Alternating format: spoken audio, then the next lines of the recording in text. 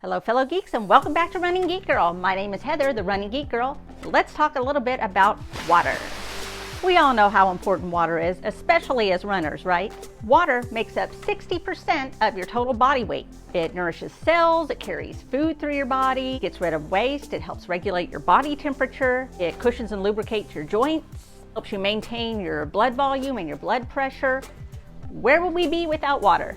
Every day though, we lose water from our body just by breathing, by urinating, and especially if you're a runner, you lose it through sweat. Runners really have to pay attention because the more you sweat, the more you need to hydrate. As soon as you start running, your body starts dehydrating. About 75% of the energy that you put into exercise is converted into heat. That's why you get warmer when you exercise.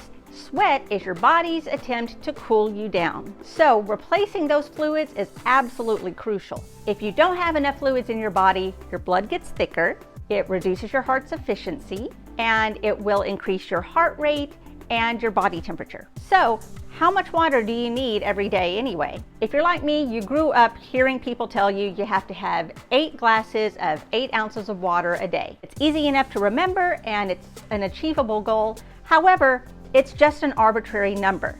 Most healthy people can stay hydrated just by drinking whenever they feel thirsty. For some people, fewer than 8 glasses a day is plenty. Some people will sweat more and therefore they're going to need more than 8 glasses a day. According to the Mayo Clinic, most men need at least 15.5 cups of water a day, while women would need about 11.5 cups a day. The Institute of Medicine has a similar but different total according to their studies. They suggest 13 cups of fluids a day, or for women, 9 cups of fluids a day. For both of those organizations, the recommendations cover fluid from water and from food. About 20% of your daily fluid intake comes from food, and the rest of it would be from what you drink. Another myth that I knew I grew up with is that caffeinated drinks such as coffee and tea won't help you hydrate because they're considered to be diuretics due to the caffeine. As a matter of fact, studies have shown that the diuretic effects of these beverages are actually very weak and they can contribute to your overall fluid intake. So as a runner, what extra fluids do you need to take in?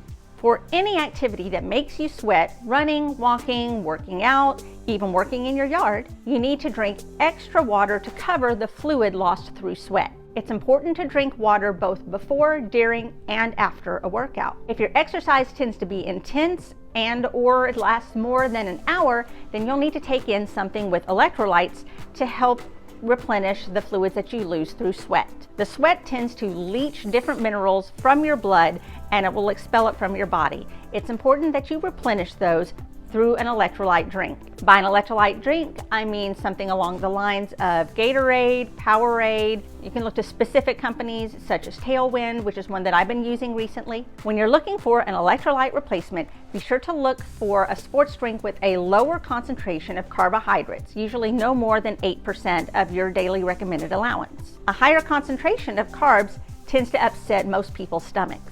Just check the labels on sport drinks and find things that are going to work specifically for you. Also, don't overdrink.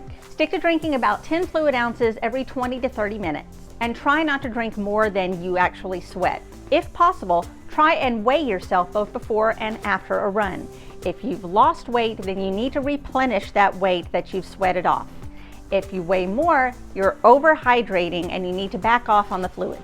You also need to be aware of whether or not you're a salty sweater. How do you figure out if you're a salty sweater?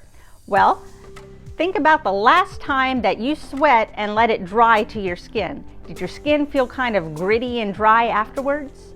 If so, those were salt crystals forming on your skin, and congratulations, you're a salty sweater.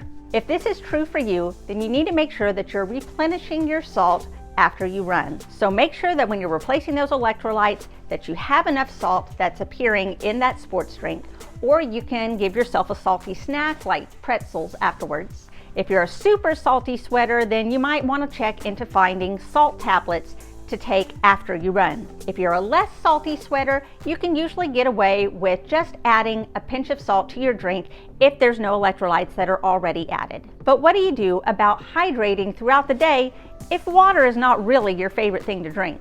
Don't forget that other drinks such as fruit juices will also count towards your overall fluid intake. However, you need to be aware of how much sugar is in the drink. Make sure you check those labels before you drink too much of them, especially if you're trying to lose weight. You can also buy flavor packets that you can add to a bottle of water in order to give it a little bit of flavor. I know a lot of people in my family tend to use things like Crystal Light or Mio, different things that you can squeeze into the water just to give it a little bit of a taste and still not sacrifice having too much sugar or salt in your drink. One thing that I do if I know I need to drink water, but I kind of like to add a little taste to it, is I'll add some nice healthy fruit to it to kind of give it a bit of a fruit infusion in a healthy and natural way. A couple of my favorites that I'll show you pictures of here are strawberry and lemon,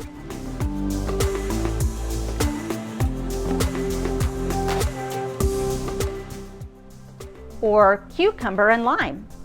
There are so many fruits out there and so many different ways that you can combine them. There's absolutely no limit to the different flavors that you can put together. They give you a nice healthy boost, and you can even eat the fruit after you finish the water. Win-win. By the way, that bottle is one that I bought a few years back when I was having trouble keeping track of how often I needed to hydrate throughout the day, and it really helped me get into the healthy habit of making sure that I hydrate at least once every hour. If you'd like to get one just like it, I'm going to drop a link down in the description to where I bought mine, and you can take a look to see if you could get one for yourself. Well, there you go. There's just a little bit about hydration and how to make it work for you.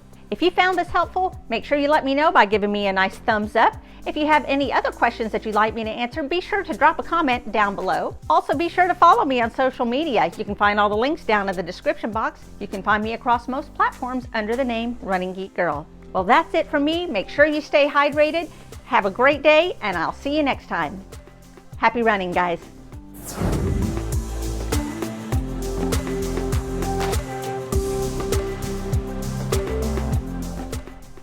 A higher concentration of carbonate